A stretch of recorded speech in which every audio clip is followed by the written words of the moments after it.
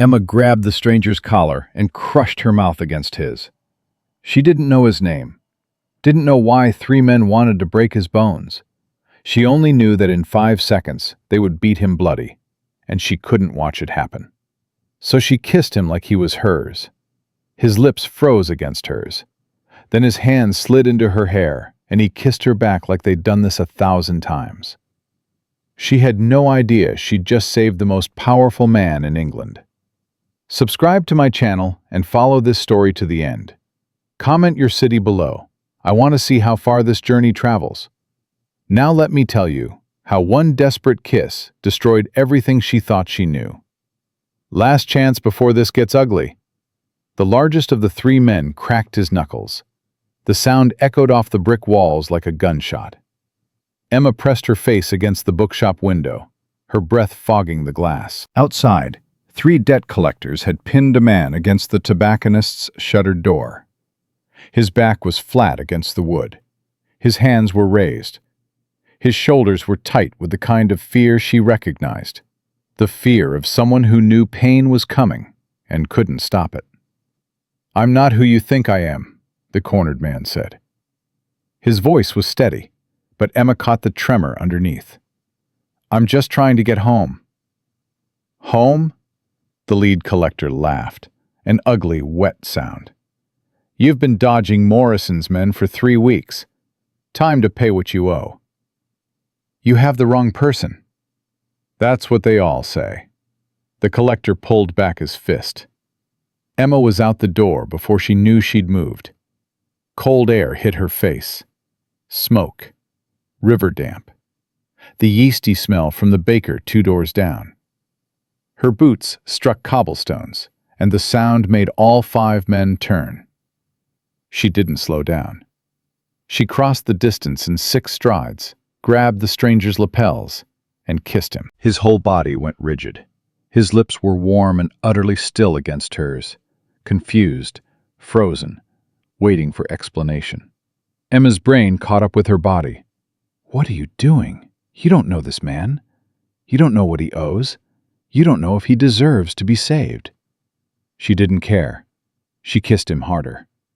And then his hand came up, cupped the back of her head. His thumb traced a small circle at the nape of her neck. And he kissed her back. Not like a stranger, like a lover. Like someone who'd memorized the shape of her mouth years ago and was simply remembering. He tasted like peppermint. His stubble scraped her chin.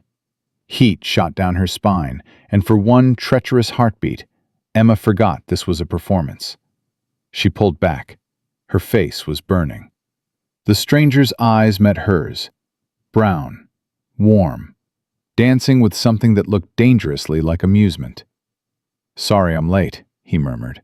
His voice was lower now, intimate enough to make her stomach flip. "Got caught up." Emma forced herself to turn toward the debt collectors. 3 confused faces stared back at her. "Is there a problem, gentlemen?" The lead collector scratched his jaw. "Your husband, is it?" "Near enough." Emma lifted her chin and wrapped her hand around the stranger's arm, possessive, deliberate. "And I'll thank you not to accost him on a public street. He's been at the docks since dawn. Whatever you think he's done, you have the wrong man." "The docks?" The second collector frowned. "We were told—" "You were told wrong." Emma softened her voice, adding the note of exhausted sympathy. "Happens all the time around here. Too many men in rough coats, all looking half-starved. But this one's mine, and he's coming home for supper before his mother stages a rebellion." The stranger nodded gravely. "She threatened to weaponize the prayer book." One of the collectors snorted. The tension cracked. "Right then." The leader stepped back. "Sorry for the trouble, miss, but if you see anyone matching his description, dark coat, brass buttons, about this tall, I'll let you know immediately." She watched them disappear around the corner toward Fleet Street. Then she released the breath she'd been holding for what felt like an hour. Her hand was still on the stranger's arm. She could feel the heat of him through his coat, the solid reality of muscle underneath cheap fabric. You can let go now, he said quietly, though I'm curious what other rescue tactics you keep up your sleeve. Emma dropped his arm like it had burned her. You're welcome. For saving your life. Oh, I'm extremely grateful. He was definitely smiling now. Though I have to ask, do you often kiss strange men in the street? Or am I special? They were going to hurt you. Yes. You clearly weren't whoever they were looking for. Also true. And I couldn't just stand there and watch them be unjustly violent.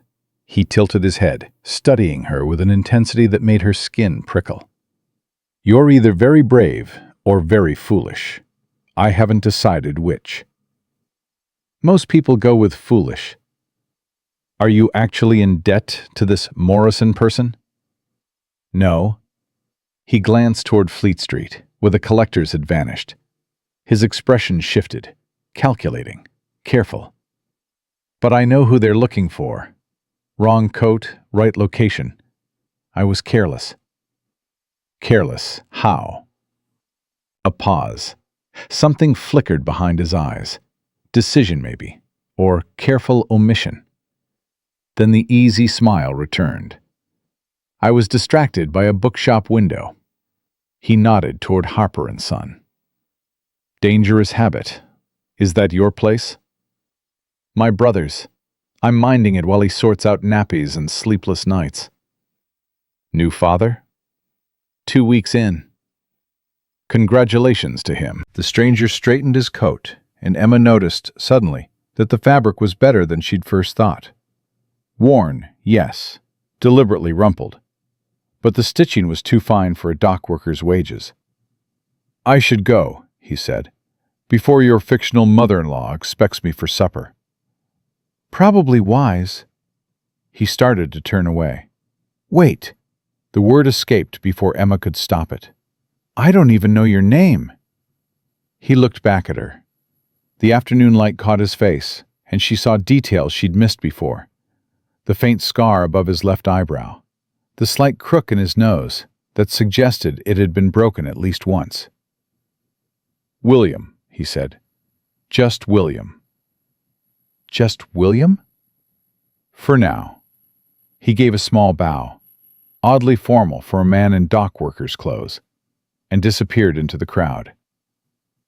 Emma stood on the street for a long moment, watching the space where he'd been. Her lips were still tingling. Her common sense was screaming. She'd just kissed a complete stranger, a man who claimed not to be in debt, but knew exactly who the collectors were hunting. A man who spoke like a scholar, but dressed like a laborer. A man who bowed like a gentleman, but had calluses on his palms. Calluses she'd felt when his hand touched her neck. Emma Harper, she said to no one, you're going to regret this. The shop cat, Biscuit, meowed from the doorway. Don't start, Emma told him, and retreated inside. 3 days later, William walked back into her life. Emma was shelving poetry, wedging Byron between Blake and Keats, when the bell above the door chimed. Be with you in a moment. Take your time. She knocked 3 books off the shelf. William stood in the doorway. He'd shaved, tied his hair back. The angles of his face were sharper now, more defined. He was watching her with barely concealed amusement. You, Emma said. Me. He crossed to help her gather the fallen books. His hands moved with the careful touch of someone who respected bound pages, not the rough grab of a man who worked with cargo. I have a favor to ask, he said, handing her Paradise Lost. What kind of favor? The learning kind. He glanced around the shop. I can read a bit, enough to survive, but I want to get better. And you seem like someone who knows words. Emma straightened slowly. Why me? Because you kissed me to save my life. His mouth quirked. Seems fair I trust you with my pride. Reading lessons aren't charity. I'd charge you. I'd expect nothing less. He pulled coins from his pocket. Silver, not copper. Too much for a dock worker to carry. Where did you get this? Saved it. The answer came too fast. Been setting aside for months. He was lying. Emma had grown up with an aunt who weaponized truth and wielded fiction like a blade. She knew the taste of dishonesty, and William's mouth was full of it.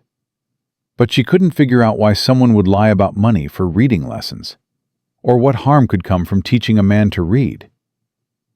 Fine, she said, pocketing the coins. But I have rules. Show up on time, don't waste my hours, and if you're actually illiterate and just pretending to know basics, tell me now. I can read, just not well. Then we start with Swift. She pulled Gulliver's Travels from the shelf. Accessible, but not insulting. If you can manage it, I'll know where you actually stand. William took the book, turned it over in his hands with something like reverence. He stopped, swallowed. Someone read this to me once, long time ago. Now you can read it yourself. She pointed to the chair by the window. Sit, read. I need to hear where you stumble. He stumbled on the wrong words. Emma listened for an hour as William read about Gulliver's voyage. He hesitated over prodigious and maritime, but sailed through tempestuous and diminutive without pause. His mistakes were selective, deliberate, like someone pretending to struggle. You're better than you claimed, Emma said when he finished the chapter. Maybe I'm a quick study. Maybe you're a liar. William set the book down. Harsh. Accurate. She leaned against the counter, arms crossed. Your reading problems aren't real. Your money isn't dock wages. And that bow you gave me in the street? That was trained into you, drilled. The kind of muscle memory that comes from years of practice. William's smile didn't waver, but something shifted behind his eyes. You're observant. I'm not stupid. There's a difference. I never thought you were stupid. Then stop treating me like I am. Silence stretched between them. Finally, William stood, moved toward the window. The late afternoon light painted shadows across his face. You're the first person in months who's called me out, he said quietly. Everyone else just takes what I give them, believes whatever story I tell. But you, he turned to look at her.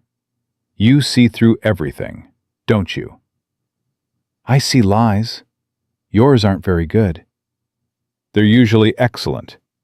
A ghost of a smile. You're just better. At what? Honesty. He moved closer.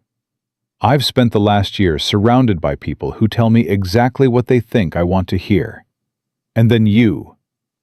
You kissed a stranger to save him from violence, taught him to read even though you knew he was lying, and told him his deception was garbage. All in the same week.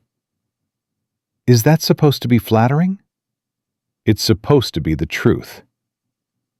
William stopped 3 feet away, close enough that Emma could smell soap on his skin. Expensive soap, the kind that didn't match his clothes. I came back because I wanted more of it. More of you. Is that honest enough? Emma's heart was hammering. Come back Tuesday, she heard herself say. Same time. And William? Yes? Whatever you're hiding, whoever you actually are, be careful. Those collectors are still looking for someone. Mistaken identity won't work twice. William held her gaze for a long moment. Thank you, he said, for the lesson, and for not demanding answers I can't give. He left. Emma stood in the empty shop, trying to remember how to breathe. Biscuit jumped onto the counter and knocked over the silver coins. I know, Emma told the cat. I know. The lessons continued. Twice a week, William appeared at the shop. They worked through Swift, then Defoe, then poetry. He claimed to struggle with meter and rhyme, but Emma caught him reciting Wordsworth from memory after reading it once. "You're not even trying anymore," she said Thursday afternoon, watching him pretend to puzzle over a sonnet. "Trying what?" "To fake incompetence. You just quoted 14 lines without looking at the page." William set down the book. "Maybe I have a good memory. Maybe you've read every book in this shop before you ever walked through the door." "That would be impressive." "That would be lying." He laughed, genuine this time, not performed. "Emma Harper, what am I going to do with you? Tell me the truth for a start." The laughter faded. Something serious took its place. "Would you believe me," he said slowly, "if I told you the truth was complicated?" "Complicated how?" "The kind of complicated that ruins things." He stood, moving to the window. "I came here because I wanted to know what it felt like. To be seen as just a person. Not a name or a title or a set of expectations. Just someone who reads books and argues about poetry with a sharp-tongued woman who doesn't care about anything except whether I'm honest." "I care about other things." "Like what?" "Like why you keep coming back." Emma joined him at the window. Outside, London was shifting into evening. Lamplighters making rounds, shops closing up. "You don't need reading lessons. You're clearly educated. So what do you actually want?" William was quiet for a long moment. "My aunt always said I was too blunt," Emma continued. "That I'd never find a husband because no man wants a wife who can't hold her tongue. That I'd end up alone and bitter because I refuse to be smaller than I am." "Your aunt sounds awful." "She was. Is." Emma shrugged. "She raised me after my parents died, taught me to read, manage a household, and hate myself for speaking my mind. 2 out of 3 useful skills. Emma, my brother worries I'll end up like her. Alone, angry, pushing everyone away because I can't stop pointing out their flaws." She turned to face him. "So yes, William, I care about more than honesty. I care about whether I'm going to spend my entire life being too much for everyone I meet." William's expression shifted. "You're not too much," he said quietly. "You don't know that. I know that you saved a stranger's life because you couldn't watch violence happen. I know that you taught a man to read even though you knew he was lying to you. I know that you're standing here, telling me your deepest fear, because you'd rather be honest than safe." He stepped closer. "That's not too much, Emma. That's exactly enough. The problem isn't you. It's everyone else." Her throat tightened. "You're very good at saying the right things. I'm very good at saying true things. There's a difference." The shop bell chimed. They stepped apart as an elderly customer entered, looking for botanical texts. By the time Emma finished helping him, William had collected his coat. "Same time Tuesday?" he asked at the door. "Unless you've miraculously learned to read overnight." "I'll try to remain appropriately illiterate." He paused. "Emma, your aunt was wrong. About your tongue. About your future. About everything." His voice dropped. "You're not waiting to be enough for someone. You're waiting for someone to be enough for you." He left before she could respond. Emma stared at the closed door for a long time. Biscuit meowed from the poetry shelf. "I'm in trouble," Emma told the cat. The cat did not disagree. The truth arrived on Tuesday. Emma was helping her sister-in-law Margaret mind the shop while baby Thomas expressed strong opinions about his godmother's accounting skills through strategic screaming. "He's doing this on purpose," Emma muttered, bouncing the baby against her shoulder. "He's 2 weeks old," Margaret laughed. "His evil genius hasn't developed yet." She was sorting returned books, checking spines for damage. "Speaking of development, how are the reading lessons?" Emma had made the mistake of mentioning William. Not everything. just enough to explain the strange man visiting at odd hours. "They're fine." "Fine? That's all I get?" Margaret's eyes sparkled. "Is he handsome?" "Margaret." "Simple question. Is your mysterious student pleasant to look at?" Emma sighed. "Yes, inconveniently so." "Inconveniently how? Distractingly handsome? Makes you forget what you're teaching handsome?" "All of the above." Emma adjusted Thomas, who had finally quieted. "But it doesn't matter. He's lying about everything. His work, his education, probably his name. I'd be insane to develop feelings for someone I can't trust." "Or," Margaret said, "you've already developed feelings, which is why you keep teaching him despite knowing he's lying." Emma opened her mouth to argue. The shop door opened. Lady Pemberton swept in like a silk storm, her maid trailing behind with an expression of long-suffering patience. "Miss Harper." Lady Pemberton didn't bother with pleasantries. "I need recommendations. My nephew is hosting a house party, and I've been tasked with selecting reading material. Something intellectual, but not tedious." Emma handed Thomas to Margaret. "What subjects interest your nephew's guests?" "The usual. Politics, philosophy, gossip disguised as social commentary." Lady Pemberton waved dismissively. "It's essentially a marriage market with better wine." "Romantic." "Isn't it? Though some young people still believe in love matches, my nephew included." Lady Pemberton's tone dripped disdain. "He keeps insisting on genuine connection, as if connection pays debts or maintains standing." Emma was formulating a response when Lady Pemberton continued. "Still, he could be worse. He could be like poor Blackmore." Emma's hands went still. "The Duke of Blackmore, you understand." Lady Pemberton examined her gloves. "Skulking around London in disguise because he can't trust anyone to be honest with him. A duke, pretending to be common, just to meet people who don't calculate his net worth on sight." Emma's heart stopped. "Though I suppose I understand the impulse," Lady Pemberton mused.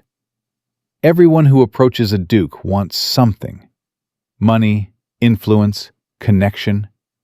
Must be exhausting, never knowing if people like you or your title." "The Duke of Blackmore," Emma heard herself say. "He disguises himself?" "Constantly, apparently. The man's been impossible since his engagement ended 2 years ago. His betrothed chose an earl with better hunting lands." Lady Pemberton finally focused on Emma. "Why do you ask? You haven't encountered any mysterious gentleman in common clothes, have you?" "No," Emma lied, but her mind was racing. William's educated speech, his selective reading struggles, the expensive soap, the formal bow, the way he'd started to say, "my," about Gulliver's Travels, then stopped himself. "My mother read it to me, because noble mothers did that for their sons." William was the Duke of Blackmore, the man she'd kissed in the street, the man she'd taught to read, the man she was falling for, was one of the most powerful men in England. And he'd lied about everything. "Miss Harper?" Lady Pemberton was staring. "You've gone rather pale." "Tired," Emma managed. "New baby in the family. Sleepless nights." She got Lady Pemberton out of the shop with an armful of books and a promise to send more recommendations. The moment the door closed, Margaret crossed to her. "Emma, what happened?" "William is the Duke of Blackmore." "What?" "The man I've been teaching to read, the man I kissed in the street, the man I—" Emma pressed her hands against her face. "He's a duke, Margaret, a duke, and he's been lying to me for weeks." Margaret's eyes went wide. "Are you sure?" "Lady Pemberton just described him perfectly. Disguises himself, doesn't trust anyone. Broken engagement 2 years ago." Emma laughed, a hollow, brittle sound. I've been falling for a man who doesn't exist." Maybe he had good reasons. What reason justifies lying about your entire identity? The same reason he disguises himself in the first place. Margaret's voice was gentle. He wanted to know if someone would like him without knowing what he could give them. And you did, Emma. You liked him when you thought he had nothing. That's probably the most honest interaction he's had in years. That doesn't make it acceptable. No, Margaret agreed. But it makes it understandable. She squeezed Emma's arm. What are you going to do? Emma stared at the door. Her chest ached. I'm going to get answers. William arrived that evening for his scheduled lesson. Emma was waiting. She'd locked the back door, fed the cat, positioned herself behind the counter like a general before battle. When William walked in, smiling, carrying the book she'd assigned, she didn't let him speak. You're the Duke of Blackmore. The words hit him like bullets.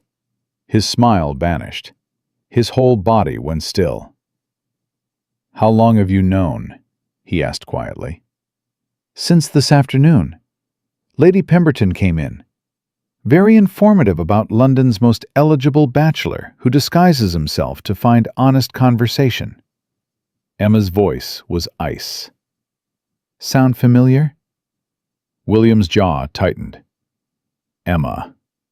Were you ever going to tell me? Or was this just entertainment? See how long the bookshop girl could be fooled. It was never like that. Then what was it like? Emma's voice cracked despite herself. Because from where I'm standing, I spent weeks teaching a man to read who probably has a library bigger than this shop. I shared things with you, real things, vulnerable things, while you lied about everything. Not everything. William moved toward her. She stepped back. My name is William Ashford. And yes, I'm the Duke of Blackmore. Yes, I lied about who I was. He stopped, hands raised. But I never lied about what I wanted, which was to know you, the real you, not the version who'd perform for a title.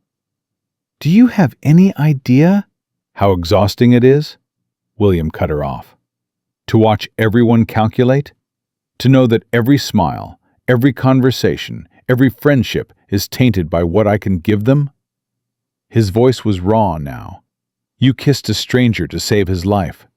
No calculation, no agenda, just pure, reckless kindness. That was the first honest thing anyone had done for me in years.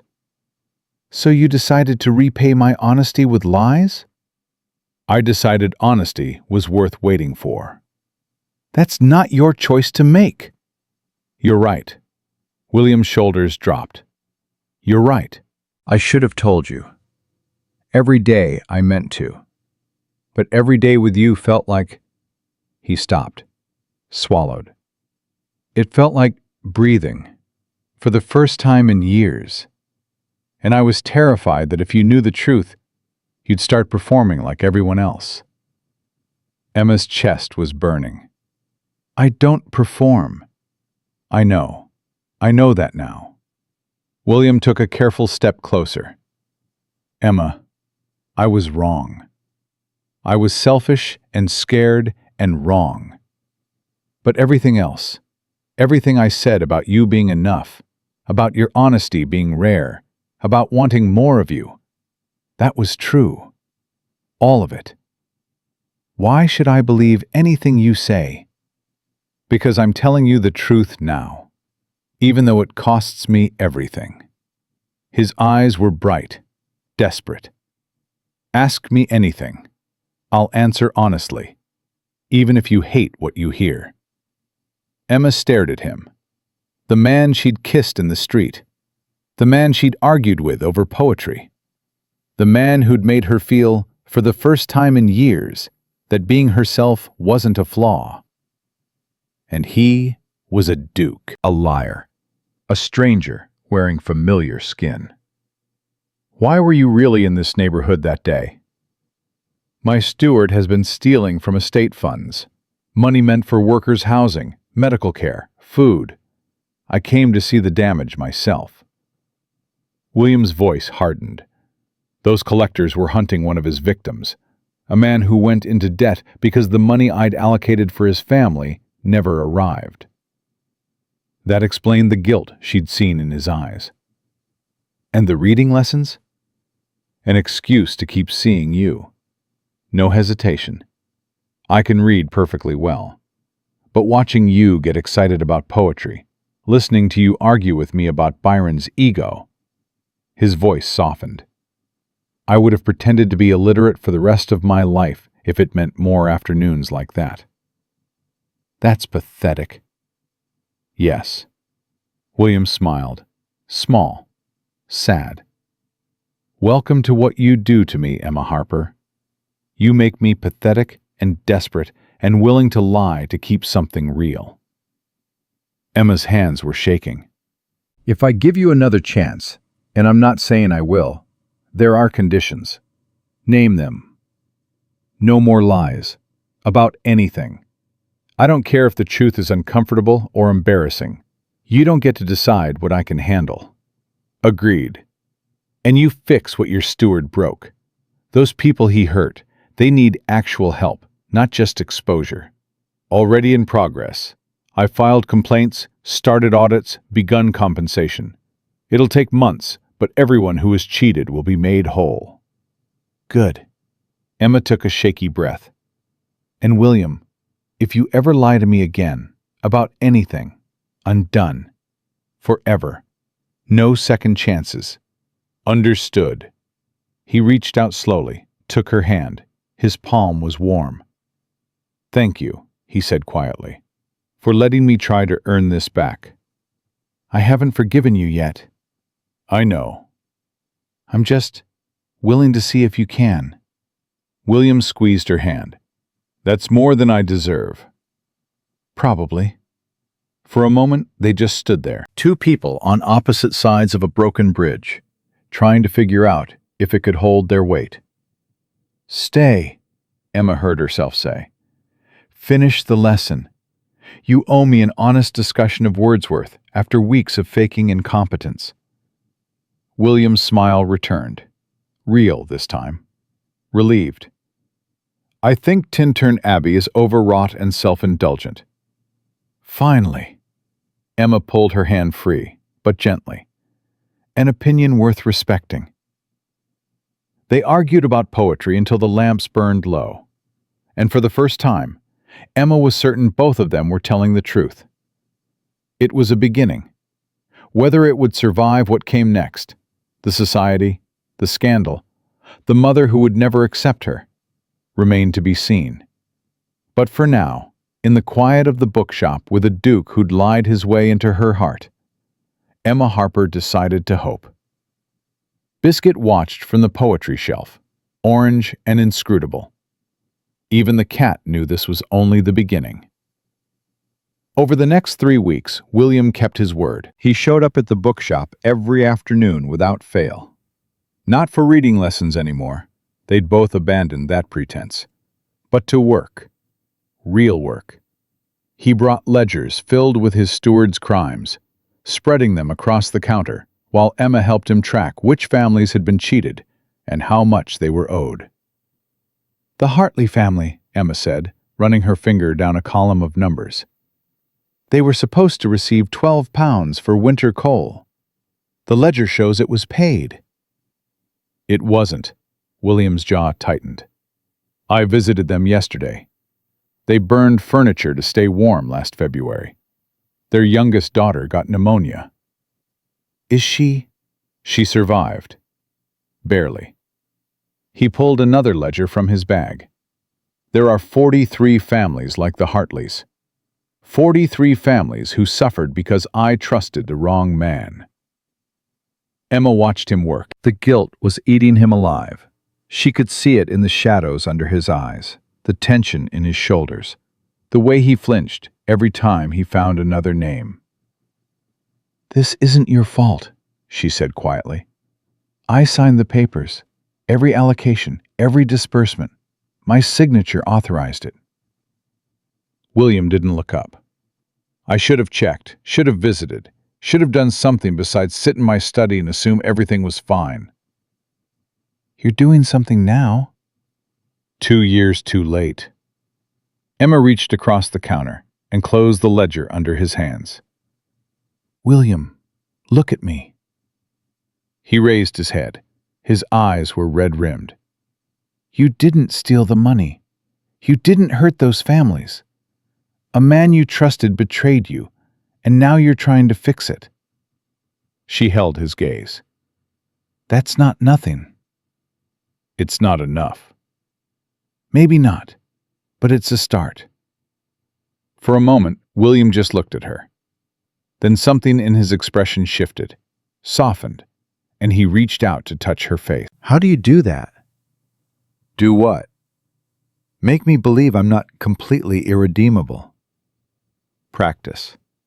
Emma smiled slightly. "I've been telling myself the same thing for years." William laughed, a real laugh, surprised out of him. It transformed his face, erasing the guilt and exhaustion and leaving something younger underneath, something almost hopeful. "Emma Harper," he said, "what did I do to deserve you?" "Lied to me for 3 weeks, mostly. Besides that, I'm still compiling the list." He was still touching her face. His thumb traced her cheekbone, gentle and deliberate, and Emma's breath caught. "I want to take you somewhere," William said. "Where?" "My mother is hosting a charity gala this weekend. I want you to come with me." Emma's stomach dropped. "Your mother, the Dowager Duchess?" "Yes. The woman who will almost certainly hate me on sight." "Also yes." "William, I'm not asking you to impress her." William's hand moved to cup her jaw, tilting her face up. I'm asking you to let me stop hiding. "I've spent 2 years pretending to be someone I'm not. I'm tired of it. I want to walk into that ballroom with you on my arm and let everyone see exactly who I've chosen." "You haven't chosen me. We've known each other a month." "I chose you the moment you kissed me in the street." His voice dropped. "I just didn't know it yet." Emma's heart was pounding so hard she was certain he could hear it. "Your mother will make my life miserable." "Probably." "Society will gossip." "Definitely." "This is a terrible idea." "Almost certainly." William smiled. "Come anyway." Emma should have said no. Every rational part of her brain was screaming warnings about class, about society, about a dowager duchess who would see her as a threat to everything proper and respectable. But William was looking at her like she was the answer to a question he'd been asking his whole life. "Fine," she heard herself say, "but I don't have anything to wear." "I'll send something." "You will not. I'm not a doll you dress up." "Then let me send money for fabric. You can have something made." "William, please." His voice cracked slightly on the word. "Let me do this one thing. Let me give you armor for the battle I'm asking you to fight." Emma studied his face. The desperation there wasn't about clothes or money. It was about fear. Fear that he was dragging her into something terrible and giving her no way to protect herself. "Armor," she repeated. "The best I can provide." "Fine, but I'm choosing the fabric myself." "I'd expect nothing less." The gala was 3 days away. Emma spent those days in a state of controlled panic. Margaret insisted on helping with the dress, a deep green silk that Caroline, Emma's sister-in-law, had been given by a wealthy patron and never worn. Together, they altered it to fit Emma's frame, adding small touches that made it look intentional rather than borrowed. You look beautiful, Margaret said, Stepping back to examine the final result. I looked terrified. Those aren't mutually exclusive. Emma stared at herself in the mirror. The dress was finer than anything she'd ever worn. The silk caught the light when she moved, and the color brought out something in her eyes that she'd never noticed before. She looked like someone who belonged at a duke's gala. She felt like someone who was about to be fed to wolves. "You don't have to do this," Margaret said quietly. "William would understand if you changed your mind." No, he wouldn't. Emma smoothed the fabric over her hips. And neither would I. If we're going to do this, whatever this is, I need to know what I'm walking into. I need to see his world. I need to understand what I'm fighting. And if it's worse than you imagined? Emma met her own eyes in the mirror. Then at least I'll know. William arrived at the bookshop an hour before the gala. He was dressed in evening clothes, proper ones this time, and Emma barely recognized him. Gone was the dock worker in the worn coat. In his place stood a duke. Polished, perfect, untouchable. Then he saw her, and his whole face changed. "Emma." Her name came out like a prayer. "You look..." "Terrified, I know." "I was going to say beautiful." He crossed to her, taking her hands. "Are you ready?" "No." "Good. Neither am I." The carriage ride to the Blackmore estate was quiet. Emma watched London roll past the window, the streets growing wider, the houses larger, the world transforming into something foreign and cold.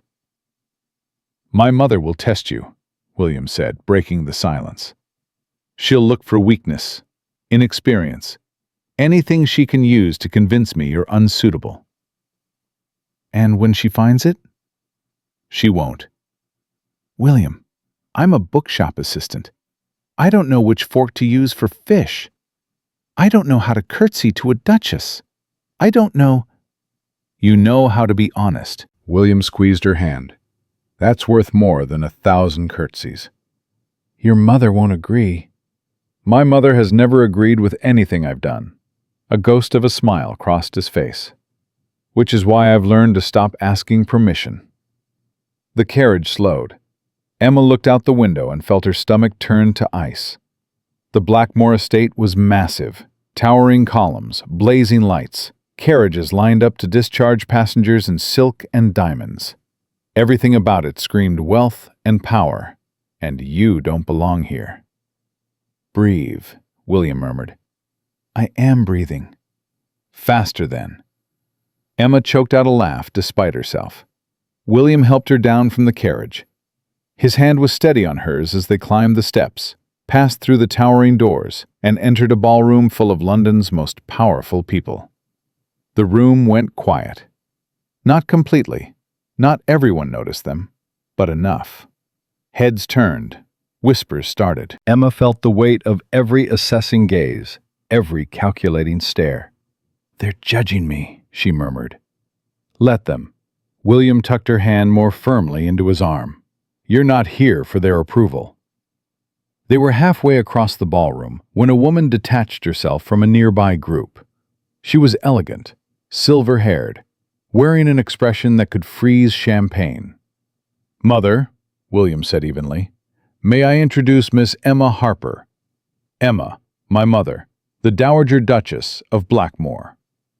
The Dowager's gaze traveled over Emma like she was livestock at market. Every stitch of the green silk, every strand of carefully arranged hair, every evidence of not belonging. "Miss Harper," she said finally. "How unexpected." It was not a compliment. "Your Grace." Emma curtsied. Margaret had drilled her for hours, and prayed it didn't look as awkward as it felt. "Thank you for allowing me to attend." "I wasn't aware I had." The Dowager's smile was sharp as broken glass. "My son has always been impulsive. Picking up strays seems to be his latest hobby." "Mother," warning crept into William's voice. "What? I'm simply observing that you've brought a shopkeeper to a charity gala for London's most prominent families." The Dowager's eyes never left Emma. "It's quite the statement." Emma's face burned. Around them, conversations had quieted. People were watching, waiting to see how this would play out. She could feel William tensing beside her, preparing to defend her, to fight his mother on her behalf. But Emma hadn't survived her aunt's cruelty to be rescued by a duke. "We have honesty in common," she said clearly, "and respect for people's actual character rather than their inherited titles, which I realize might be a foreign concept in these circles, but it's surprisingly refreshing once you try it." The dowager's expression went glacial. "How dare you?" "She dares because I asked her to." William stepped forward, positioning himself beside Emma rather than in front of her.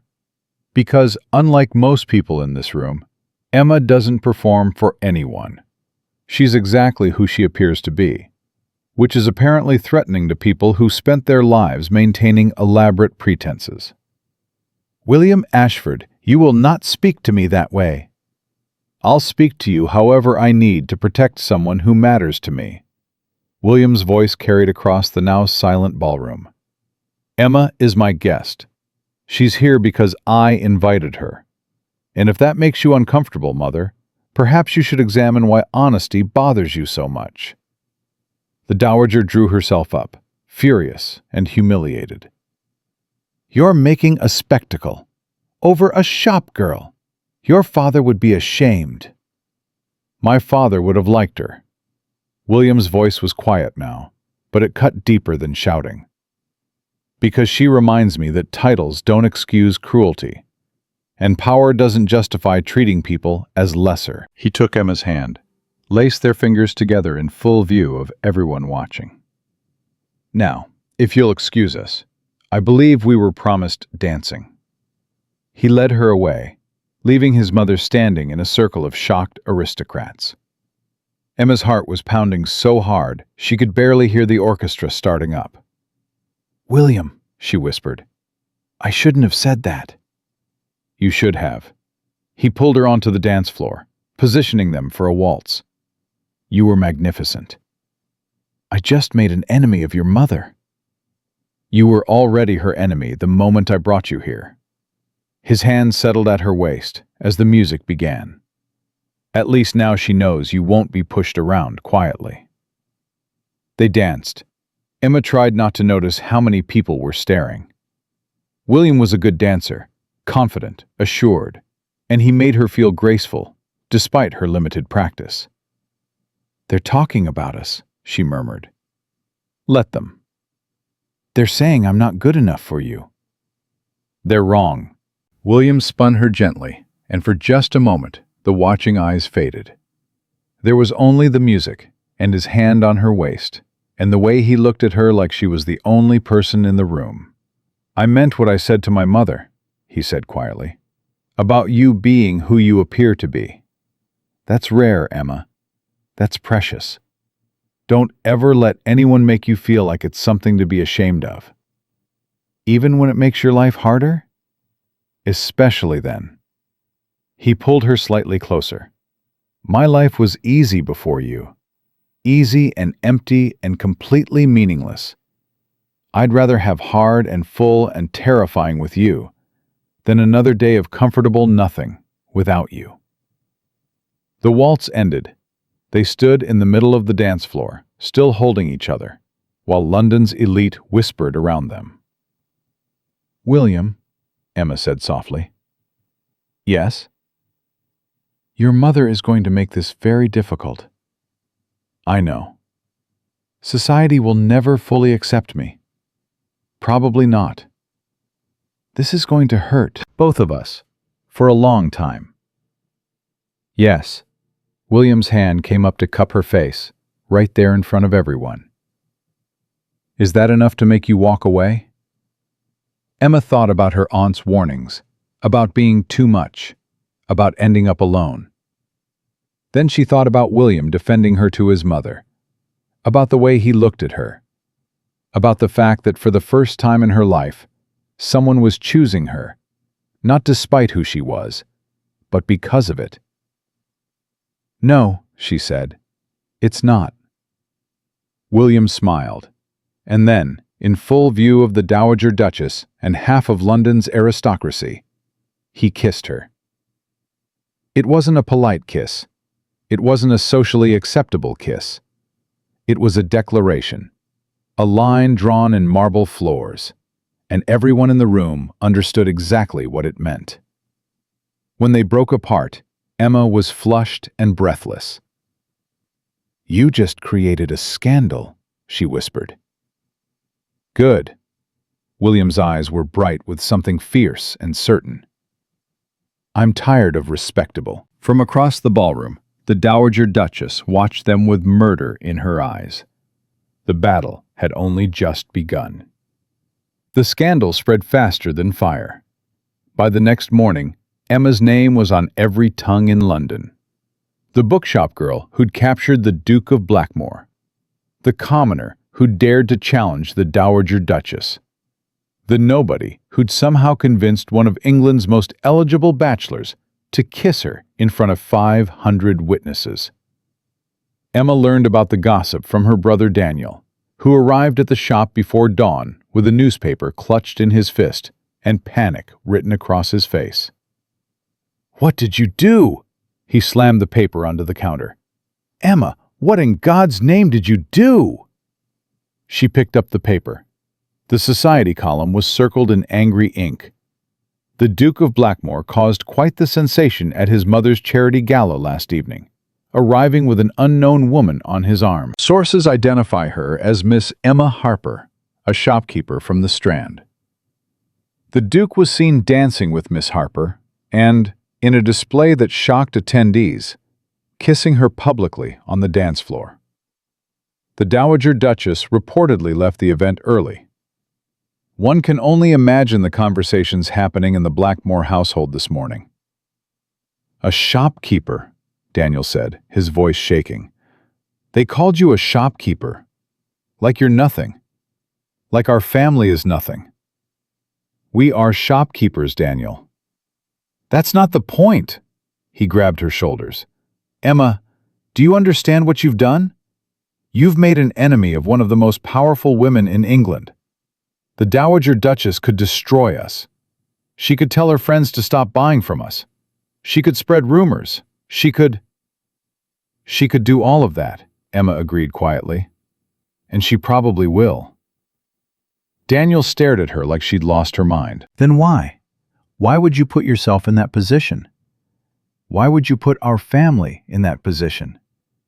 Emma thought about William defending her in front of everyone, about the way he'd looked at her when they danced, about his voice saying, "I'd rather have hard and full and terrifying with you than another day of comfortable nothing without you." "Because he sees me," she said simply. "All of me." And he didn't flinch. Daniel's grip on her shoulders loosened. "Emma, I know it doesn't make sense. I know it's dangerous and stupid and probably doomed." She met her brother's eyes. "But Daniel, I've spent my entire life being told I'm too much, too sharp, too honest, too unwilling to be smaller than I am. And William, he doesn't want me to be smaller. He wants me to be exactly this. How could I walk away from that?" For a long moment, Daniel didn't speak. His jaw worked. His eyes were bright with something that might have been fear or might have been understanding. Finally, he pulled her into a hug. "You're impossible," he muttered against her hair. "Absolutely impossible. I learned from you. Don't blame this on me." But his arms tightened around her. "Emma, if this goes wrong, if he hurts you or his family destroys you, you come home. Understand? No matter what happens, you come home." "I will. Promise me." "I promise." He released her, wiping his eyes with the back of his hand. "Well," he said roughly, "I suppose I should meet this Duke properly. If he's going to ruin my sister's reputation, he can at least have the decency to ask my blessing first." Despite everything, Emma laughed. The meeting happened that afternoon. William arrived at the bookshop in his common clothes, the worn coat, the scuffed boots, and Emma understood immediately why. He wasn't coming as a duke demanding approval. He was coming as the man who'd sat in that chair by the window and argued about poetry. Daniel sized him up with the protective fury of an older brother. "Your Grace." "Mr. Harper." William extended his hand. "I'd rather you call me William, if you're willing." Daniel ignored the hand. "My sister tells me you lied to her for 3 weeks, pretended to be something you weren't, made her care about a man who didn't exist." "Yes.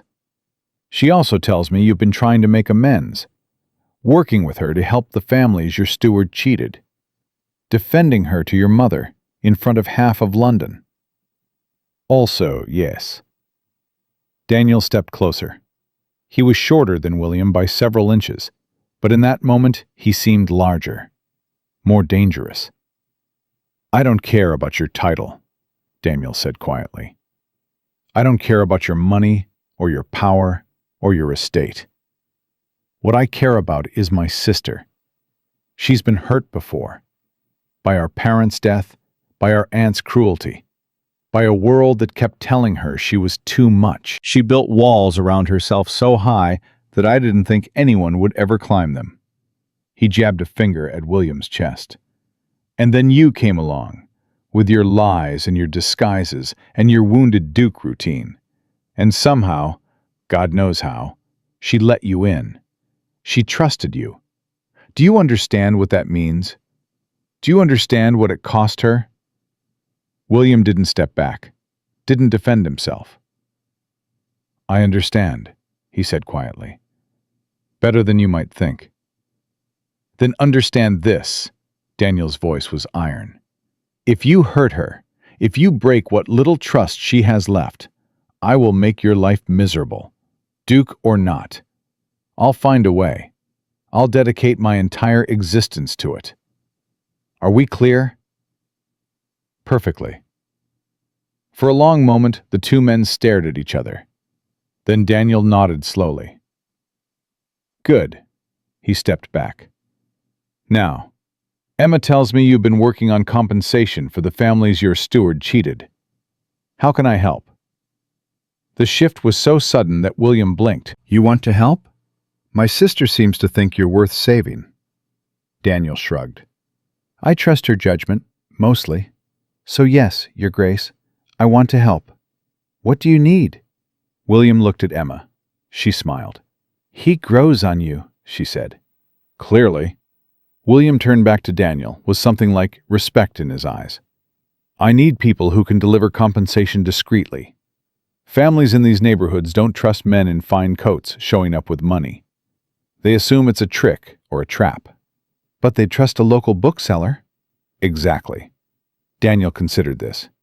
"I know most of the families in this area. Shop with them, drink with them, worship with them." He crossed his arms. "I can make introductions, vouch for the money being real. But William, if this is another game, if you're using my sister and my community for some aristocratic scheme—" "It's not." William's voice was firm. "I'm trying to fix something I broke. That's all." Daniel studied him for another long moment. "All right," he said finally. "I'll help. But I'm watching you, Your Grace. Every step." "I'd expect nothing less." They shook hands. Emma felt something loosen in her chest. Her brother and the man she was falling for, working together instead of against each other. It wasn't approval, not yet, but it was a start. 3 days later, the Dowager made her move. Emma was alone in the shop. Daniel had taken baby Thomas for a walk, and Margaret was visiting her mother, when 3 women entered. They were clearly society ladies. Expensive walking costumes, calculated smiles, the kind of beauty that came from money and leisure. "Miss Harper," the leader said, examining her gloves with theatrical disinterest. "We've heard so much about you." Emma's instincts screamed warning. "How can I help you?" "We're organizing a charity auction. Books for underprivileged children." The woman's smile didn't reach her eyes. "We thought Given your expertise, you might contribute some volumes. Pro bono, of course. Unless you're too busy with other pursuits, the second woman added sweetly. The subtext was clear. They were testing her, probing for weakness. I'd be happy to contribute, Emma said evenly. What age range are you targeting? For 30 minutes, the women asked questions about the shop's finances, about Emma's family, about her friendship with the Duke of Blackmore. They probed and prodded, looking for cracks they could exploit. Emma answered with careful honesty, refusing to be baited.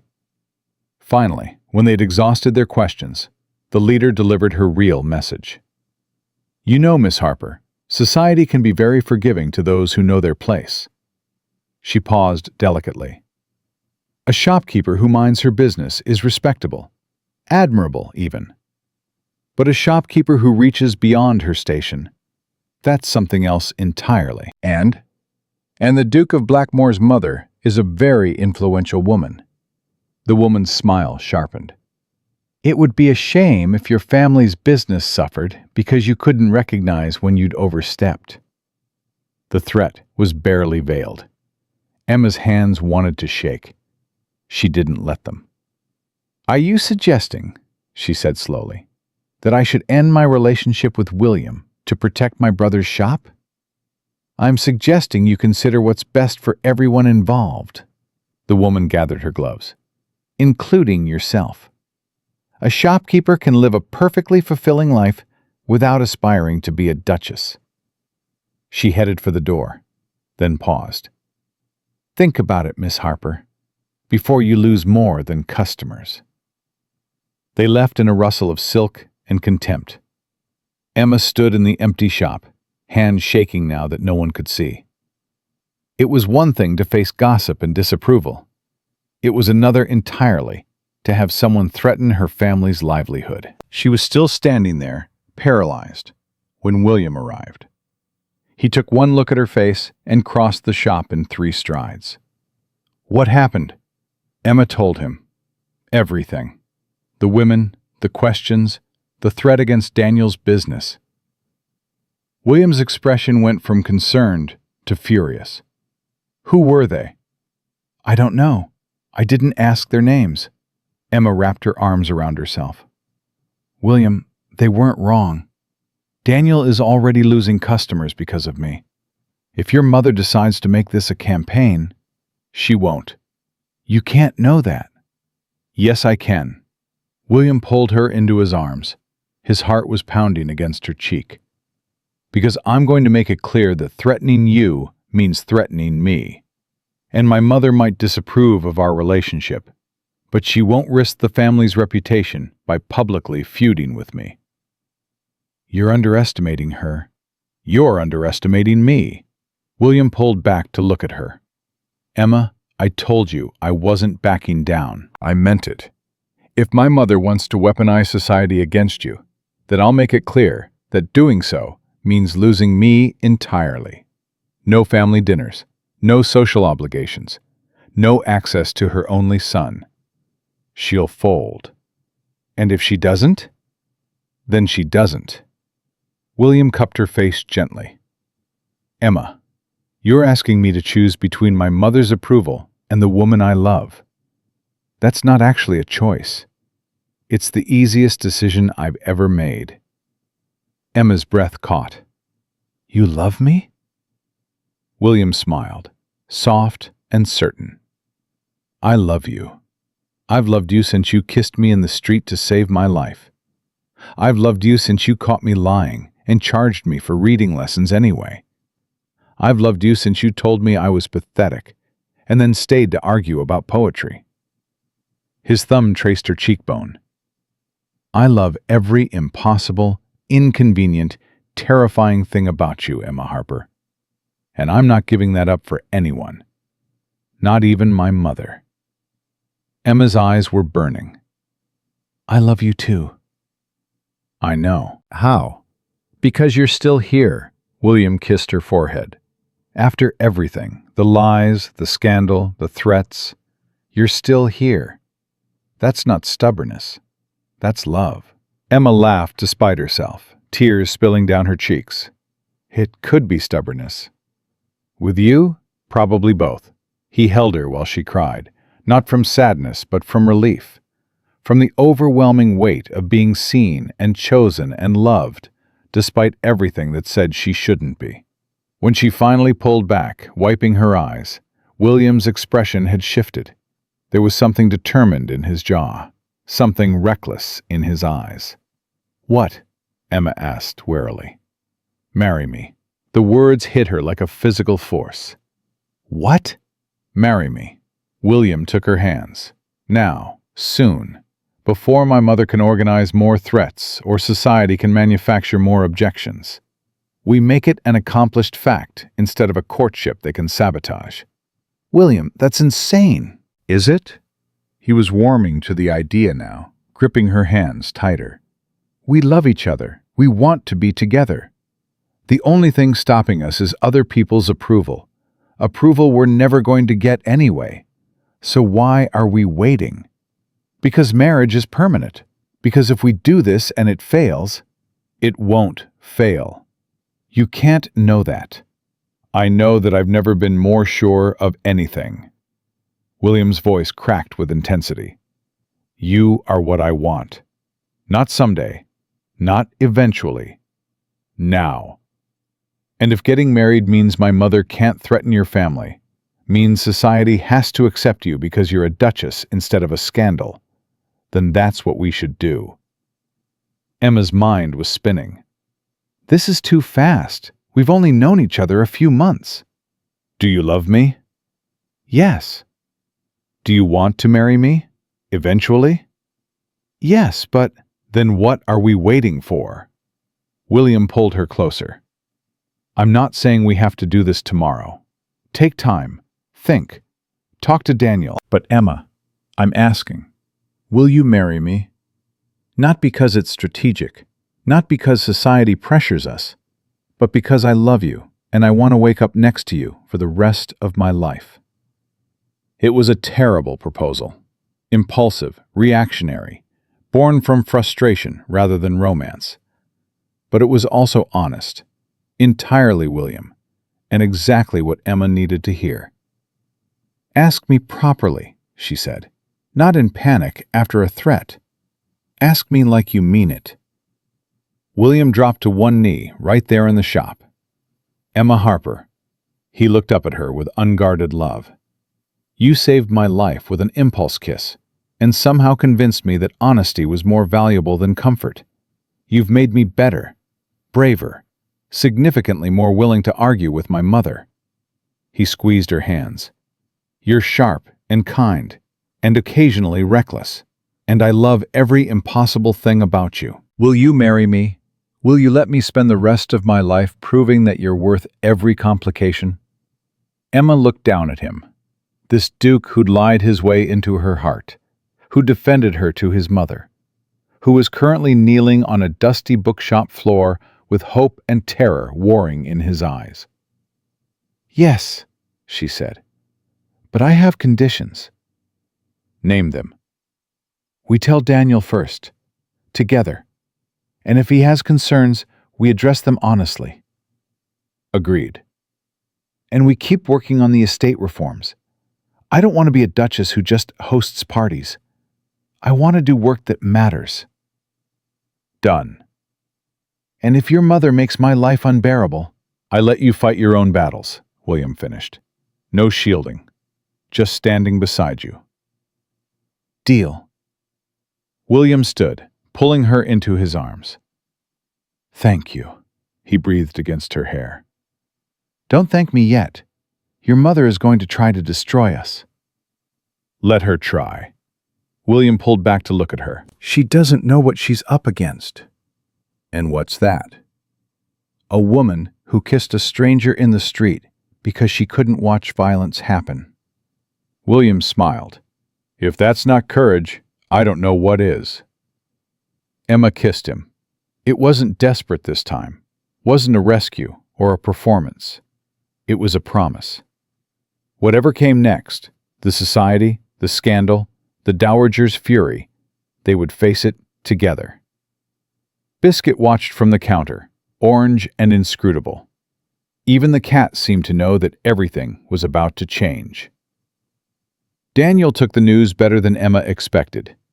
They told him together, sitting in the small parlor above the bookshop, while Margaret made tea and baby Thomas slept in his cradle. William sat beside Emma, their hands intertwined, while Daniel processed the fact that his sister was about to become a duchess. "You're certain about this?" Daniel asked for the third time. "Both of you?" "Yes," they said together. Daniel rubbed his face with both hands. "A duke," he muttered. "My sister is marrying a duke. Our aunt would have fainted." "Our aunt would have found something to criticize," Emma corrected. "Probably my posture during the ceremony." Despite himself, Daniel laughed. "She would have, wouldn't she?" He looked at William with something that wasn't quite approval, but wasn't hostility either. "Your Grace, William, I need to know something, and I need you to answer honestly." "Ask." "When this gets hard, and it will get hard, are you going to protect her? Not from the consequences of her choices, but from the people who will try to break her? Because Emma acts tough, but she's been broken before. By our parents' death, by our aunt's cruelty, by years of being told she was too much." Daniel's voice cracked slightly. "I can't watch that happen again. I won't." William squeezed Emma's hand before releasing it. He leaned forward, meeting Daniel's eyes directly. "I can't promise to protect her from everything," he said quietly. Emma wouldn't let me even if I tried. But I can promise to stand beside her through all of it, to never ask her to be smaller than she is, to fight anyone who tries to diminish her, including my own family." He paused. "And I can promise that if I ever fail her, I'll spend the rest of my life trying to make it right." Daniel studied him for a long moment. "That's not the answer I expected from a duke." "I'm not a typical duke." "No," Daniel agreed slowly. "I'm beginning to see that." He stood and extended his hand. "Welcome to the family, William. God help us all." William shook it firmly. "God help us indeed." Margaret burst into tears of joy and insisted on opening the good wine. Baby Thomas woke up and added his own commentary to the celebration. And Emma sat in the middle of it all, watching her family expand to include a man who'd lied to her, defended her, and loved her loudly enough for all of London to hear. It wasn't perfect. Nothing ever was. But it was hers. The wedding announcement appeared in the papers 3 days later. William had insisted on making it as public as possible. No quiet engagement. No discreet notices. A full announcement in every major publication, declaring that the Duke of Blackmore would marry Miss Emma Harper of Harper & Son Books within the month. The reaction was immediate and brutal. Society matrons called it a scandal. Aristocratic families declared it an embarrassment. The gossip columns had a field day speculating about what hold a common shopkeeper could possibly have over one of England's most eligible bachelors. Emma read every word. "You shouldn't torture yourself," William said, finding her hunched over newspapers at the shop counter. "I need to know what they're saying, what we're up against." "Nothing we can't handle." "Easy for you to say. They're not calling you a gold digger and a seductress in the same sentence." William took the newspaper from her hands and set it aside. "They're calling you those things because they're scared," he said. "You're proof that their rules don't matter as much as they thought. That love can cross lines they've spent generations building. That's terrifying to people who've staked their entire identity on those lines. That doesn't make it hurt less." "No." William pulled her close. "But knowing why people are cruel sometimes makes it easier to bear." Emma leaned into him. Your mother hasn't responded to the announcement. I noticed. That scares me more than the newspapers. Me too, William admitted. She's planning something. I just don't know what yet. They found out 3 days before the wedding. Emma was fitting her wedding dress, a simple ivory silk that Margaret had helped her choose, when the Dowager Duchess arrived at the shop. She swept in without knocking, without announcement, without any of the social niceties she would have demanded from others. Her eyes found Emma immediately, and in them was something cold and calculating. "Miss Harper, we need to talk." Margaret stepped forward protectively. "Her Grace isn't expected. It's all right." Emma set down the dress, her heart pounding. "Margaret, can you give us a moment?" Margaret hesitated, then nodded and retreated to the back room. Emma could feel her hovering just out of sight, ready to intervene if needed. "Your Grace," Emma kept her voice steady, "I wasn't expecting you." "No, I imagine not." The Dowager moved through the shop like she owned it, running her fingers along book spines with barely concealed disdain. "I came to make you an offer." "An offer?" £10,000. The Dowager turned to face her. "Enough to secure your brother's shop for a decade. Enough to provide for your nephew's education. Enough to give you a comfortable life, far from London, and far from my son."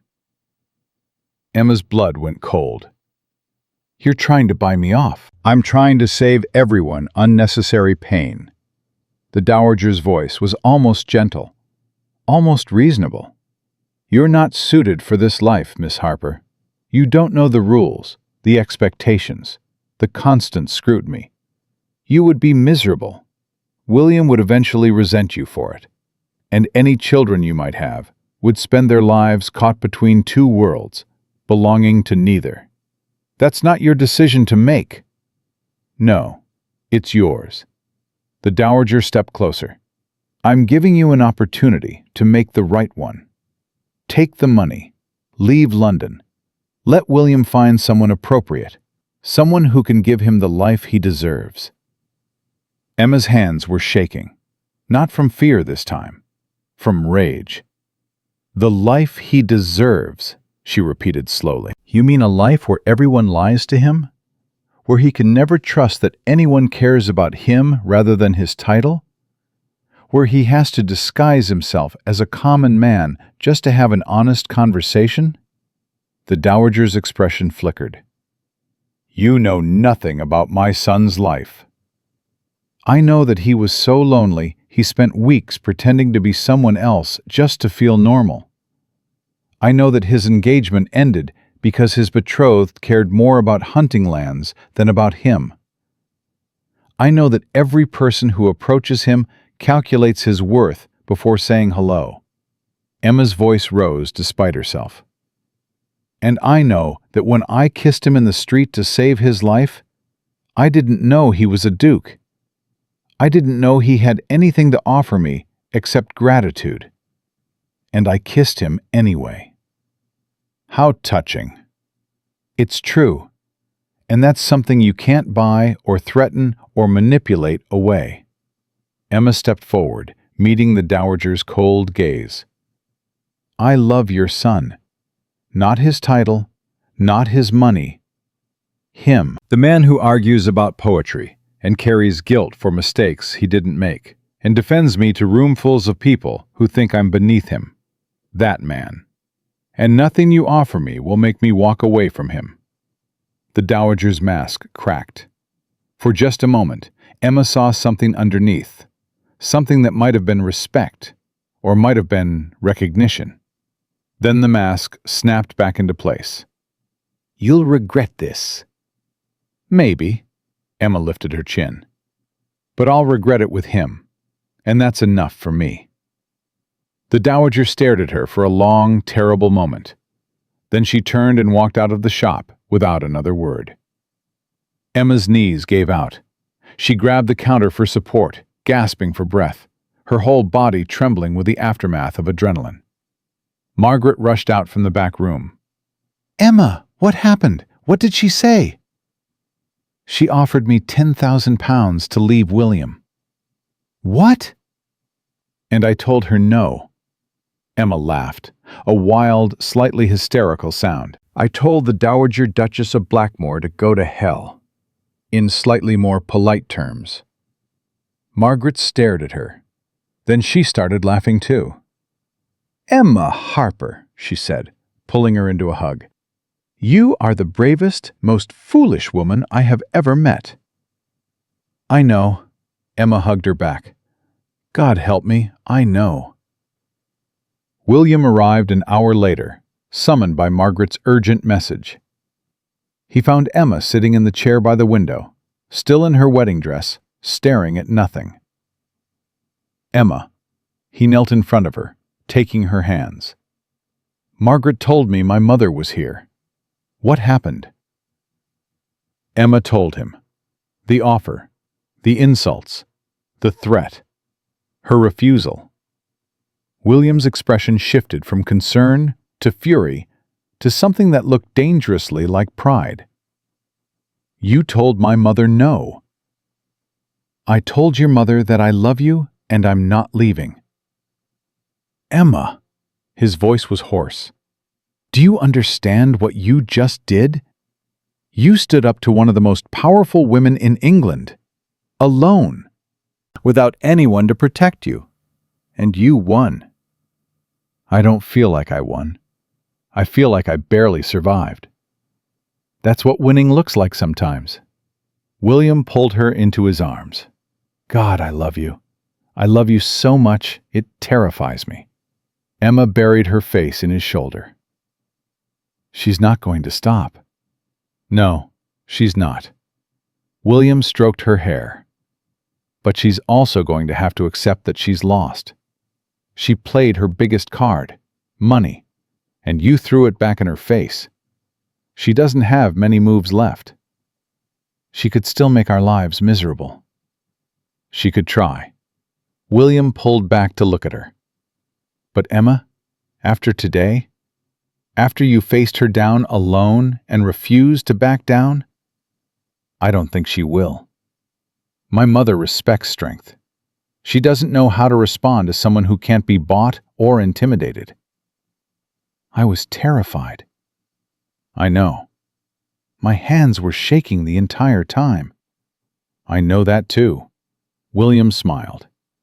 Being brave doesn't mean not being scared. It means being scared and standing firm anyway.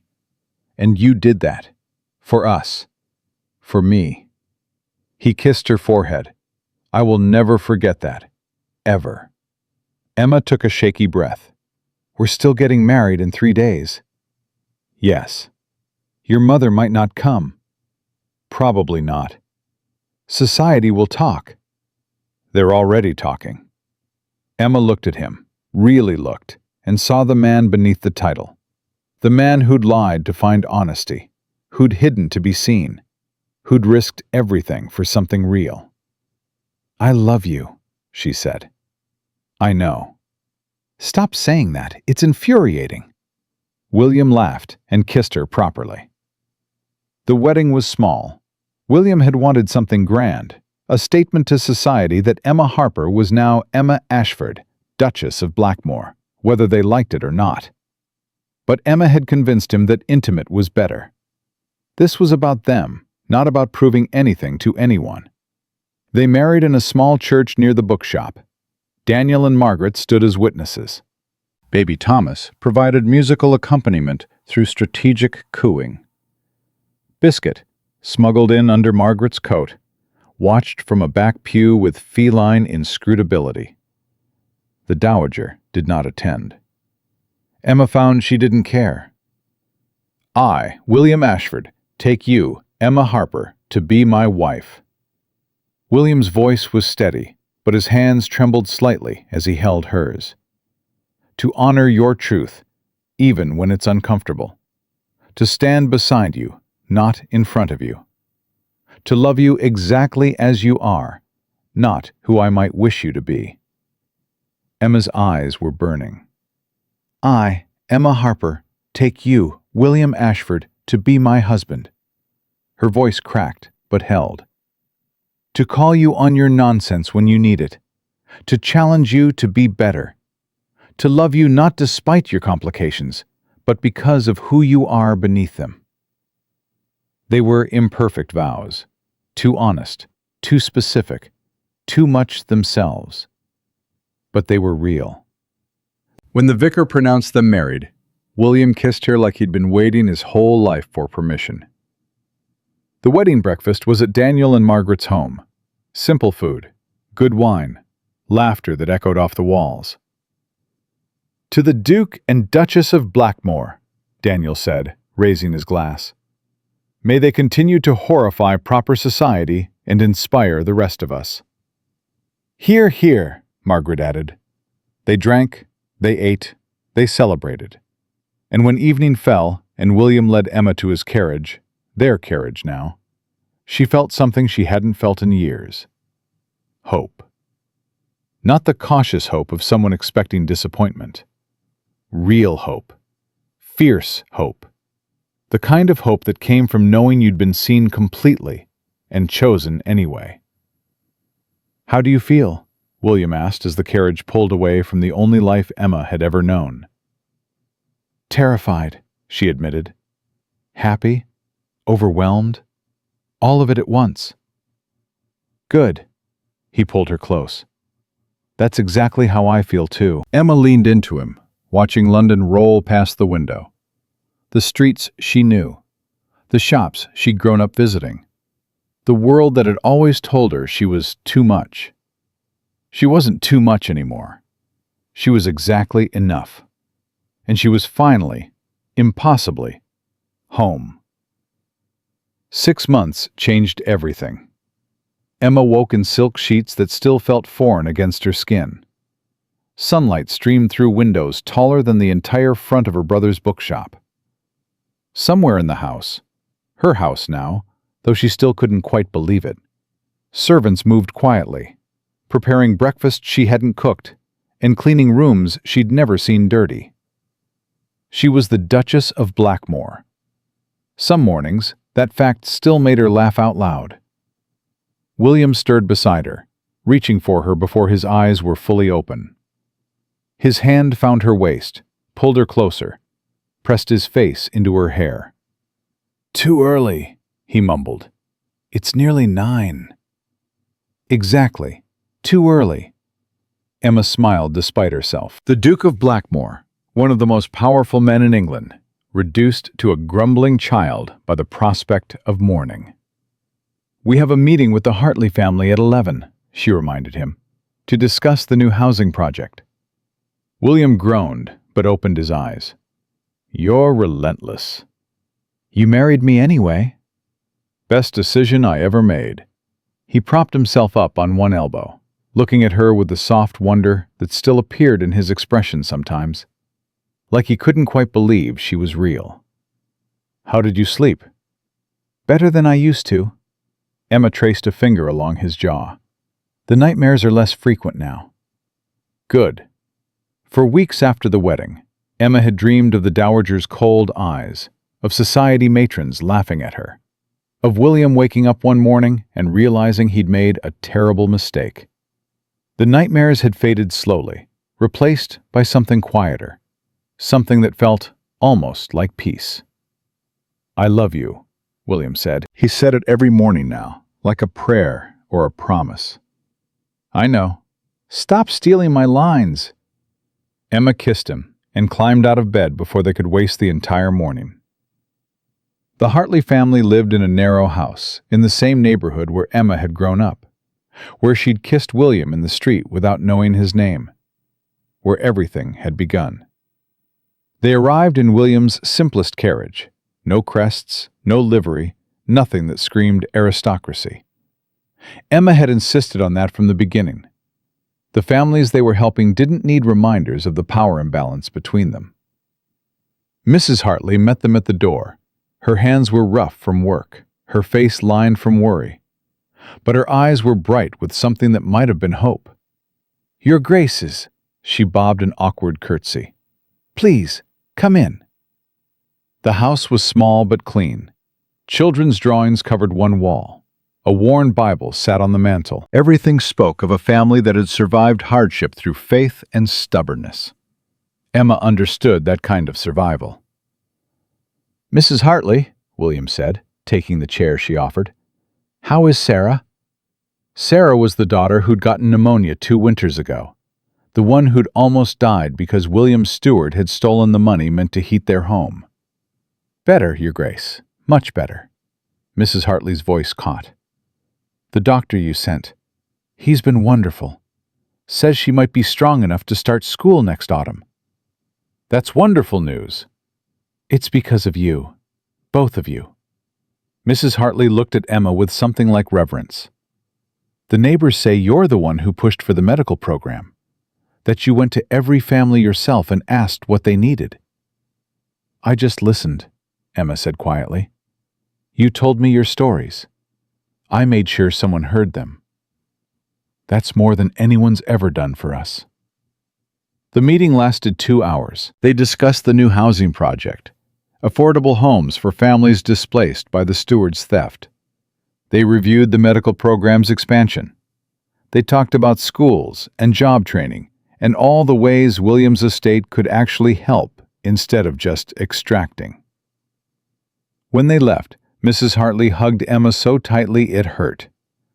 "Thank you," she whispered, "for not forgetting where you came from." Emma held her just as tight. "I never could." The carriage ride back was quiet. William held her hand, stroking his thumb across her knuckles. "You're thinking," he said. "I'm always thinking." "You're thinking loudly. I can practically hear it." Emma smiled despite herself. "I was thinking about what Mrs. Hartley said, about not forgetting where I came from." She looked out the window at the streets she knew so well. "Sometimes I worry that I will, that I'll wake up one day and be just like the other duchesses, caring more about balls and gowns than about families like the Hartleys." "You won't." "How can you be sure?" "Because you're Emma Harper." William squeezed her hand. "The woman who kissed a stranger to save his life, who taught a duke to read and charged him for it, who told my mother to go to hell and meant every word." His voice softened. "That woman doesn't disappear just because she has a title now. If anything, the title gives her more power to be exactly who she's always been." Emma leaned her head against his shoulder. "I love you." "I know." "Stop that." "Never." The Dowager made her first appearance since the wedding at a society event 3 weeks later. Emma saw her across the ballroom, silver-haired, impeccably dressed, surrounded by the kind of people who measured worth in lineage and land. For a moment, their eyes met. Emma's heart hammered. Her hands wanted to shake. But she was not the same woman who'd faced the Dowager in that bookshop 6 months ago. She'd spent half a year learning her new world, learning which forks went with which courses, learning how to curtsy to royalty, learning the 1,000 small rules that governed aristocratic life. More importantly, she'd spent half a year proving that she belonged. The Dowager approached. "Daughter," the word was stiff, formal. "You look well." "Mother," Emma kept her voice steady. "Thank you for coming." "I almost didn't." "I know." They stood in silence for a moment. Around them, the ballroom buzzed with whispered speculation. Everyone was watching. Everyone wanted to see what would happen when the Dowager Duchess finally confronted her common-born daughter-in-law. "I heard about the housing project," the Dowager said finally. "The medical program. The schools. William's idea." "Don't lie to me, girl." But there was no heat in the Dowager's voice. "I know my son. He's generous but unfocused." The systematic approach, the long-term planning that came from someone with practical experience, someone who understands what poverty actually looks like. Emma said nothing. "I also heard," the Dowager continued, that you visited every family yourself, that you sat in their kitchens and listened to their stories, that you convinced my son to attend the opening of a public school in his own name. He should see the impact of his work. He should. The Dowager's expression was unreadable. And he wouldn't have without you. Emma waited. I was wrong about you. The words hung in the air between them. Emma wasn't sure she'd heard correctly. I'm sorry? I was wrong. The Dowager's jaw tightened, like the admission physically hurt. I thought you were a fortune hunter, a social climber, someone who would diminish my son and tarnish our family name. She paused. Instead, you've done more good in 6 months than most duchesses do in a lifetime. I don't need your approval. No, you don't. The Dowager almost smiled. That's part of why I'm giving it. Emma stared at her. I don't understand. You stood in front of me and refused 10,000 pounds because you loved my son. You faced down every insult and threat I threw at you and didn't flinch. You married him anyway, knowing I would make your life miserable. The Dowager's voice dropped. That took courage. More courage than I've seen in most people born to this life. You tried to destroy me. I tried to test you. There's a difference. The Dowager glanced across the room to where William was watching them with barely concealed anxiety. My son has been disappointed before, by friends who wanted his money, by a fiancé who wanted his status. I needed to know you were different. And now? Now I know. The Dowager straightened her shoulders. You're not what I would have chosen for him, but you're what he needs. Someone who sees him, someone who challenges him, someone who won't let him hide behind his title. She met Emma's eyes. I can respect that, even if I can't fully accept it yet. It wasn't forgiveness, it wasn't warmth, but it was something. Thank you, Emma said quietly. Don't thank me, just keep making him happy. The Dowager turned to leave, then paused. And Emma? The housing project needs better drainage systems. The plans I saw were inadequate for the soil type in that area. I'll look into it. See that you do. She swept away, leaving Emma standing alone in a sea of whispers. William appeared at her side seconds later. What happened? What did she say? Are you all right? She approved of me. She what? Sort of. Emma laughed, a strange, disbelieving sound. She said I was what you needed, and that our drainage systems were inadequate. William stared at her. That's the closest my mother has ever come to a compliment. I gathered. Emma. He pulled her close, right there in the middle of the ballroom. Do you know what this means? That we need better drainage consultants? It means you won. William's voice was thick with emotion. You won, Emma. Not by becoming someone else. Not by compromising who you are. But by being so completely, stubbornly yourself that even my mother couldn't deny you. Emma's eyes were burning. I didn't do it alone. No, we did it together. He kissed her forehead. And we'll keep doing it, together, for the rest of our lives. The gala continued around them. People danced and gossiped and calculated social standings. But Emma barely noticed. She was too busy holding on to the man who'd changed everything. 1 year after the wedding, Emma stood in the community center they'd built in the neighborhood where she'd grown up. It had been a warehouse once, cold, abandoned, forgotten. Now it housed a reading room, a medical clinic, a space for public meetings. Families gathered there to learn and heal and connect. Children ran through halls that had once been empty. It was everything Emma had dreamed of, and more. Nervous? William asked, standing beside her. Terrified. Good. That means you care. The opening ceremony was about to begin. Local families filled the seats, the Hartleys in the front row, Mrs. Hartley dabbing at her eyes. Daniel and Margaret were there with Thomas, who was toddling now and loudly demanding to explore everything. Even the dowager had come, sitting rigidly in the back, watching with an expression that might have been pride. Emma stepped to the podium. "1 year ago," she began, her voice carrying across the crowded room, "I kissed a stranger in the street to save his life." Quiet laughter rippled through the audience. "I didn't know he was a duke. I didn't know he would change everything I believed about myself. I just knew that someone was about to be hurt, and I couldn't watch it happen."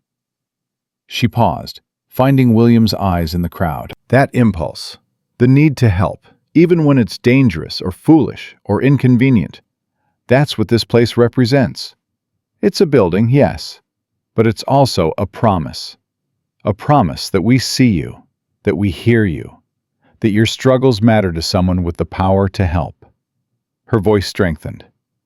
"I grew up 3 streets from here.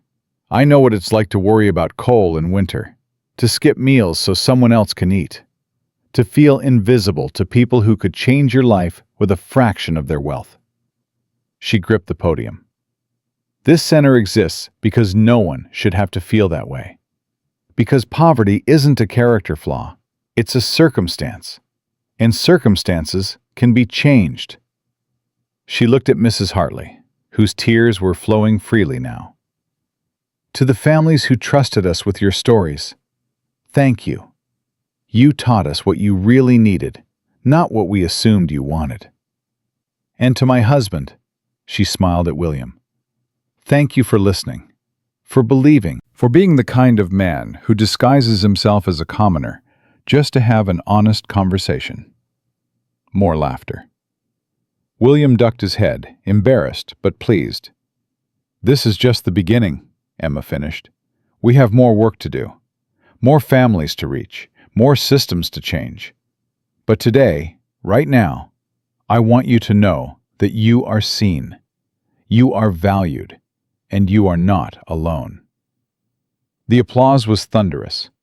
William reached her first, pulling her into his arms right there on stage. "You were magnificent," he breathed against her ear. "I was terrified." "You were both. That's what makes you extraordinary." Daniel found her next, hugging her so tightly she couldn't breathe. "Our parents would be proud," he said, his voice rough. "So proud, Emma." "I hope so." "I know so." Even the dowager approached, her expression carefully neutral, but her eyes suspiciously bright. "Well done," she said simply. "The drainage systems were adequate after all." From the dowager, it was practically a declaration of love. That night, after the crowds had gone and the center stood quiet, Emma walked through the empty halls alone. She ran her fingers along the bookshelves in the reading room, shelves stocked with volumes from Harper & Son, donated by Daniel as his contribution to the project. She paused at the window where the medical clinic would open next week. She stood in the meeting hall, where families would gather to support each other through difficulties she understood too well. Footsteps echoed behind her. "I thought I'd find you here," William said, joining her at the window. "I wanted a moment, just to remember what this feels like." "What does it feel like?" Emma considered the question. "Like everything I went through, the loneliness, the cruelty, the years of being told I was too much, led to this moment. Like maybe there was a reason for all of it." "Maybe there was." "Do you believe that?" William pulled her close. "I believe that a woman kissed me in the street and changed everything. I believe that she taught me what honesty really means. I believe that she faced down my mother, society, and her own fears and didn't flinch." He pressed a kiss to her hair. Whether that was fate or chance or just spectacular stubbornness, I don't know. But I'm grateful for it. Every day. Emma leaned into him. I love you. I know. William, I love you too. He smiled against her hair. I'll never stop saying it, even when you roll your eyes, even when you're old and gray and sick of hearing it. I'll say it every day until I die. That's excessive. That's devotion. Emma laughed softly. They stood together in the quiet building, looking out at the neighborhood where everything had started. The street where she'd kissed a stranger. The bookshop where she'd fallen in love. The world that had told her she was too much and been proven wrong. "Emma," William said after a long silence. "Yes?" "Thank you." "For what?" "For saving me." His voice was rough. "Not just that day in the street. Every day since. You saved me from a life of comfortable nothing. You showed me what real connection looks like. You made me want to be the man you believed I could be." Emma's throat tightened. "You saved me too." "How?" "By seeing me. All of me. The sharp tongue and the fear underneath. The stubborn pride and the desperate need to matter." She turned to face him. "You saw everything I'd been told was too much, and you called it exactly enough." William kissed her. It wasn't desperate or urgent. It was slow and certain. A promise renewed. A love confirmed. When they finally pulled apart, Emma looked around the community center one last time. "We should go home," she said. "Yes." But neither of them moved. "Emma?" "I want you to know something." William's voice was serious now. "Whatever happens next, whatever challenges we face, whatever society throws at us, I will never regret a single moment. The lies I told to find you, the scandal of loving you, the battles we fought together." He cupped her face in his hands. "You are the best thing that ever happened to me, and I will spend the rest of my life making sure you know it." Emma smiled. "I know," she said. And she did. Because Emma Harper, Emma Ashford now, Duchess of Blackmore, daughter of shopkeepers and friend of duchesses, and champion of forgotten families, had finally found what she'd been searching for her entire life. Not a title, not acceptance, not even love, though she had all of those things now. She had found someone who saw her completely and stayed. Someone who didn't ask her to be smaller. Someone who celebrated exactly how much space she took up in the world. And that, Emma knew, was worth every scandal, every struggle, every moment of fear. That was worth everything. The bookshop assistant who became a duchess. The stranger who became a husband. The kiss that changed everything. Sometimes the boldest thing you can do is believe you deserve to be chosen. Emma Harper believed it now, and she would never stop.